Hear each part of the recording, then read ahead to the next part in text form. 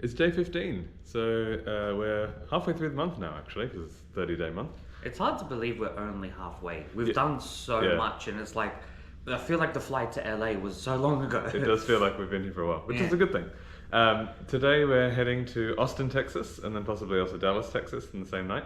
But the thing that we were talking about the last 2 days is we'll be going to the Circuit of the Americas. We'll be going go-karting on that racetrack. So for those who don't know, Circuit of the Americas is a really famous worldwide racetrack. Formula One, which I follow, race there every year. Also MotoGP, which is like the motorcycle racing championship, races there. And if you play Forza, you've probably raced there as well. So it's brought to you by people like you. So for me, that's why it's kind of unique, and that's why I kind of said it was related to the Daytona Speedway, because it's another international speedway that is very, very common. Dude Perfect actually used it in one of their videos. It was, I think, they went to the top of the tower in the Circuit of the Americas, and they were flying planes, and the furthest plane won, you know, that challenge. So if you haven't seen that video, check it out, it's pretty cool. But to actually drive on a track that I play in simulation racing games, that is very cool. And especially considering we didn't get to go inside the Daytona Speedway, unfortunately, the fact that we'll be able to go inside this track will be amazing. To be honest, I don't know how much of the track we're going to be able to race, surely, because it's quite a long track, and obviously Formula One tracks are like that on purpose. I assume it will be a part of the track, but I guess we'll see what happens. But either way, it's going to be an awesome experience. So we've booked a go-karting session for 1:45, and it is currently 8:10. So basically, I have to make the 2.5-hour drive to Austin, which shouldn't be too hard. That would be 10:40, along with any stops or breakfast or whatever we want to do on the way, and try and get in there by I think 1:15 for a 1:45 start. So we've got a little bit of a race against time this morning, so it should be fun. I'll keep you updated. Alright, so we've made good time.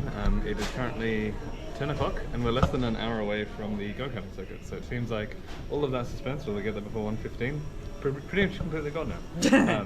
Thankfully though, we managed to stop at a Whataburger, which we were at yesterday, but we thought we'd try their breakfast menu this time. I got what is called a breakfast burger, which is basically everything you would eat for breakfast: eggs, bacon, sausage, hash brown, all in one burger. Mark got some pancakes and was surprised when they asked him if he wanted bacon or sausage on his pancakes. And they have like these hash brown fingers by the looks of it. So we went for bacon, and they came with some sort of maple syrup, so it's a bit like a maple bacon. So I guess we'll try that, and we'll let you know in the next video. I'm not sure if I'll try them together or separately, but we'll see how we go. I think you should do a bit of both. But anyway, so yeah, that's an update from us. Hopefully we'll be in Austin soon. So yeah.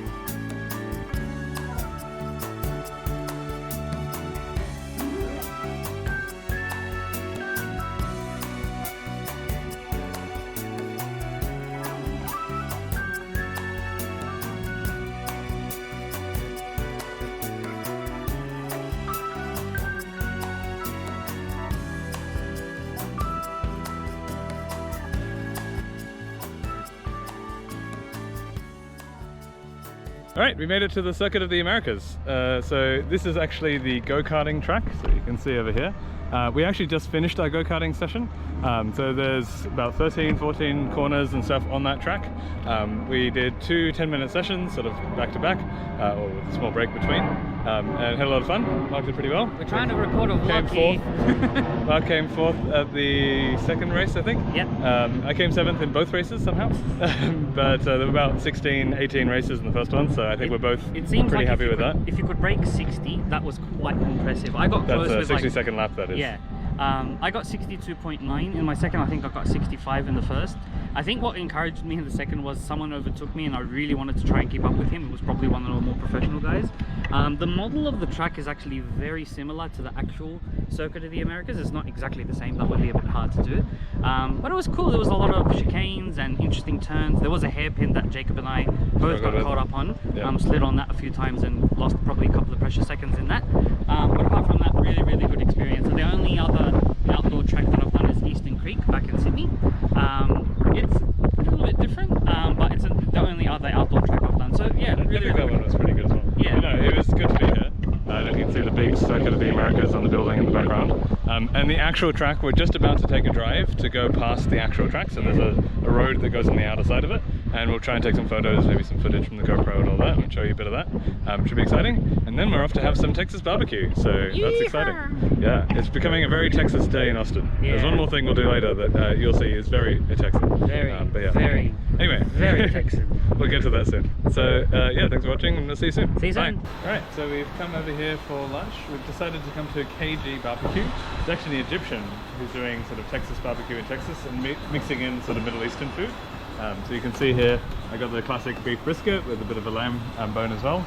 And they often have mac and cheese next to this. This is Egyptian mac and cheese. So I'm assuming like macaroni bechamel or something. And then Mark got a smoked kofta, which is sort of following the similar style for Texas cooking, but obviously Egyptian food. And I got a hibiscus with mint, which is actually really, really nice. In Arabic we call it kadikadir, but it's really, really tasty. Yeah, so we'll taste this and see how it goes. I think I mentioned I would tell you how breakfast went in the morning. Breakfast was nice, but I feel like personally I would add a bit more ketchup to my burger. But I think the pancakes were pretty good. I think you loved it, didn't you? I don't know if we talked about the taste. We loved it. But the pancakes were pretty good. That's how we felt. I'm expecting lunch will be better though. So we'll see how that goes, and we'll let you know. Alright, so we've had our lunch. It's actually a couple hours after we've had our lunch. It's 6:20 at the moment. The reason it's been so long, and you may notice, is that I got a haircut. Yes. I do look quite different to what I looked like before.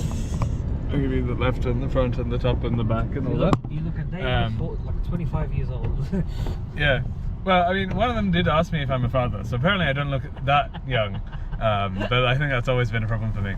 So yeah, we just found a place. It was literally 2 shops down from the barbecue place, and I was like, oh, I mean, I thought I'd get a haircut. Middle of the trip is the best time to do it. So we went and got that. We're now on to our way to, well, I think we sort of mentioned it before. Now's probably the best time to mention it. We're on our way to a gun range in Austin. So I think this is literally called the range in Austin. Like it seems to be the one. It's a pretty impressive place. We'll record a video around there. When we say gun range, we're not talking just pistols. We're talking every imaginable gun known to man. Yeah, we walked in there and the building was like wall-to-wall guns. Like it was crazy. I'll record a video when we get there. But we're excited. We'll probably rent a couple of different guns, try them out, see how they go. Did you want to make any comments on lunch? No, and I'll cut this bit out. Yeah, so we're excited, and we'll let you know how that goes. Sounds fun. See ya. Alright, so we're here, the Austin rifle range, shooting range, gun range. So we've just actually fired our guns. So we fired a rifle and a pistol. This is the target I chose. And you can see at the start I was aiming for the center, and then I got bored of aiming for the center, so I started aiming for the corners. And at the end, when I was using the rifle, I aimed exclusively for the corner, so I could sort of see where I'd been shooting and things like that. Mark picked a different target. So at first I was trying to go for like the numbers. Some points I got close, some points I actually got it. And then I was trying to do some headshots and body shots, but yeah, clearly I'm not a shooter. Yeah, went a little bit of everywhere. But I really want to show you this place, because the place is really cool. Like, straight away, as soon as we walk in, there's all of these guns just literally on the wall, right? All these guns on display. And I know I'd heard of this kind of stuff in Texas, but I didn't really, I think, fully internalize it until I saw all of this here. And this is only just one wall of guns. There's also a wall of pistols, and there's a wall of other different devices, gun accessories, things like that. It's a huge place. It's got lots of stuff, and it's pretty impressive. So if you're in Texas, I definitely recommend trying out the shooting range. We are in Austin, and this is the Austin firing range. So yeah, they have a lot of guns on display, and a couple more over here as well. So that was pretty cool. We had the full Texas experience today. Went to the Circuit of the Americas. We fired guns at things. We had some Texas barbecue. We're probably going to have more Texas barbecue for dinner. Honestly, couldn't really be any more Texas. So plan for the rest of the day is basically dinner and checking into our hotel. And then tomorrow we do the long drive to El Paso, which is still in Texas, but about an 8-hour drive away. Texas is a big state. But yeah, we'll see you for those next couple of things. Bye. Okay, so we've arrived at our hotel in Austin, Texas. We actually did something a little bit different tonight because we've got a really long drive ahead of us tomorrow. It's another 9-hour drive, similar to Orlando to New Orleans. We decided to book 2 separate rooms so that we definitely get a good night's sleep without having to worry about interruptions, bathroom breaks, whatever. So this is our place, well, my place. Mark's one is presumably identical. Literally There's the a same. fridge, a sink, big microwave, I think. That's huge, wow. A small stovetop that's feel like very contrasted against that. Place for work or bag, TV, hanging stuff, window, aircon. Super important in Texas because it's incredibly hot. Today, minimum is like 24, 25 degrees, maximum about 35 degrees, so it's quite hot here. Bed and lights, probably should have turned one of these things on. And obviously bathroom, which is inside here. So that's a nice place, and we have 2 of these rooms. It was relatively cheap, it wasn't too bad. We intentionally went for that kind of choice. We're just about to head for dinner now. We were thinking of having Texas barbecue again, but we thought that's probably too much. And I'm honestly feeling something sweet. So there's a Waffle House within like 700 meters walk away, so we're probably going to do some walking because we haven't done much of that today. And we'll go and have dinner there, and I'll see you later. Bye. Right, so we stopped for dinner. We decided to go to Waffle House, which is something we'd heard of in the US, but we've never been to. And it's open 24/7, and it's kind of late at night now, so not a lot of other places are open. A lot of the Texas barbecue places closes at 10, and it's currently almost 10. my watch is dead. I can't tell you. It's currently 9:54. It's basically 10. I ordered the classic waffle. As you can see here, there's butter and maple syrup on it. It also comes with scattered hash browns, which is what that is, not roast machadilla, which is what I thought that was. And then Mark ordered. Remember what you ordered? It was a Texan bacon sandwich, so it's like bacon and egg and cheese, with also some scattered. What is it? Hash browns. Hash browns. Yeah.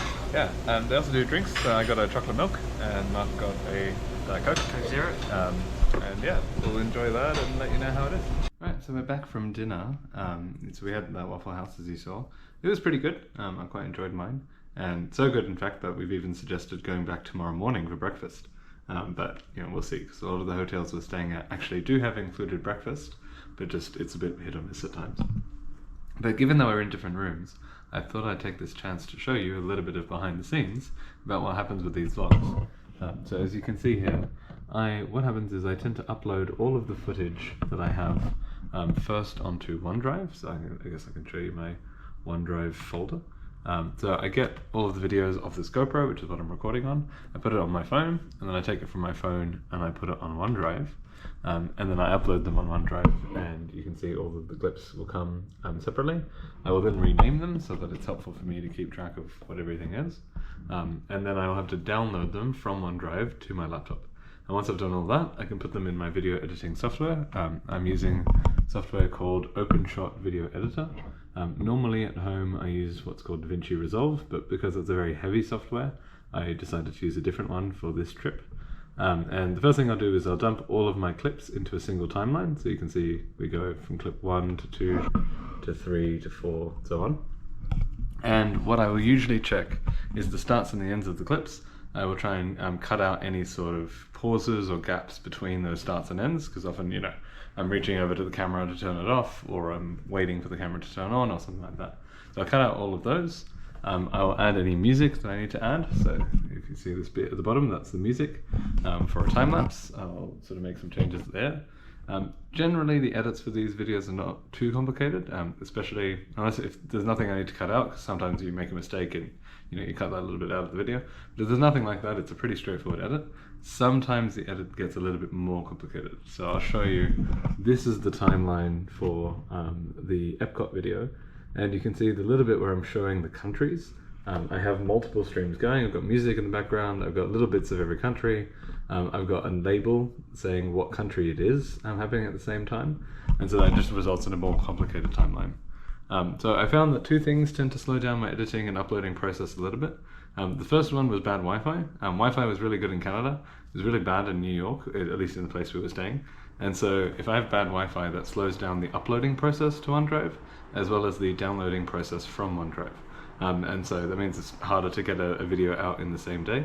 And the second one is just lack of time. I think the 3 days we were at Disney, we spent so much time at the parks that once we were back, it was quite late, we were quite tired, and there was not a lot of time we had, even to do that upload, even with decent internet, edit and make changes before, we had to be out the next morning. So I found that those two have been the biggest problems. It seems like most places have pretty good Wi-Fi, so Wi-Fi is not a big thing. The time thing sort of just depends on what we're doing.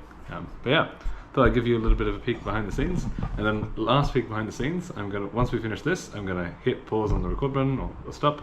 I'm gonna upload it to my phone, then to OneDrive, then download it again, and I'll add it to this timeline, and hopefully then be ready to put on YouTube. So yeah, hope that was interesting. See you soon.